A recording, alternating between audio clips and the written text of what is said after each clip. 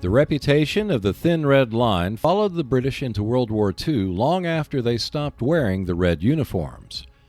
Often outnumbered, the British made up for lack of numbers in most battles with their superior firepower. For the 501 City Fight in 4, the British offer considerable advantages and challenges.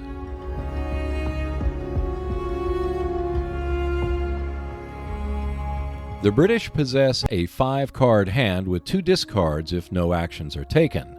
The main advantages that the British possess and up front is adding 1 point of firepower to their attack if they have at least 1 usable point of firepower that is present. If the British have any real issues, it's the lack of armor at cheap prices even in the 4th deck. The Churchill is quite potent, but also quite expensive at 235.5 points when arriving in the last deck. What follows is the squad that is recommended in The General, Volume 26, Issue Number 5 for starting out. Feel free to make changes that better suit your style of play and the opponents that you face.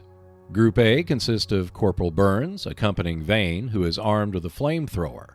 This helps secure one flank as the duo advances into favorable terrain. Group B carries the heavy firepower of a medium machine gun that Palmer operates with the assistance of Tresham. Here, the goal is to secure some valuable terrain, such as a hill or along the baseline. Oldeker carries the anti-tank rifle, which is more potent compared to the Piat. He protects the machine gun crew in case the enemy tank gets too close. Group C is the maneuver group, led by Sergeant Vasey, along with Shaw and Shannon, who are also armed with submachine guns. Davis carries that Piat, which is not as reliable as the anti-tank rifle, but is better suited for close ranges. After all, submachine guns are no match for a tank. Deck 4 heralds the arrival of the Sexton, a potent armored fighting vehicle that comes in quite cheap at just 65.8 points in the final deck. The goal is rather obvious. The medium machine gun keeps enemy soldiers pinned down while the maneuver group advances toward the objective. The Sexton arrives in Deck 4 to save the day if needed. The most obvious weakness is the lack of numbers for the British side. It will not take more than one bad roll of the dice to wipe out a considerable number of their soldiers.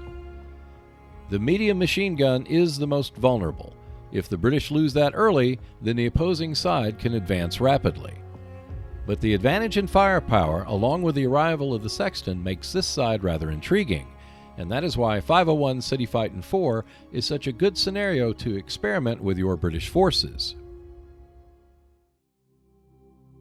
Thanks for watching. If you enjoyed the video, please like, share, and subscribe, and I'll see you next Wednesday.